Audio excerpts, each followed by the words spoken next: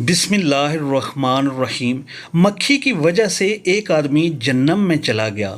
رسول اللہ صلی اللہ علیہ وآلہ وسلم نے فرمایا، ایک آدمی صرف مکھی کی وجہ سے جنت میں چلا گیا اور دوسرا جہنم میں۔ صحابہ نے عرض کیا، یا رسول اللہ صلی اللہ علیہ وآلہ وسلم وہ کیسے؟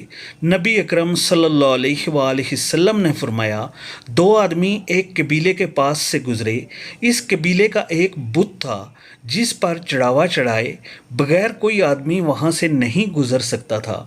چنانچہ ان میں سے ایک شخص سے کہا گیا کہ اس بت پر چڑھاوا چڑھاؤ۔ اس نے کہا کہ میرے پاس ایسی کوئی چیز نہیں۔ قبیلے کے لوگوں نے کہا، تمہیں چڑھاوا ضرور چڑھانا ہوگا، خواہ مکھی کی پکڑ کر چڑھاؤ۔ مسافر نے مکھی پکڑی اور بت کی نظر کر دی۔ لوگوں نے اسے جانے دیا، چنانچہ وہ اس چڑھاوے کی وجہ سے جہنم میں چلا گیا۔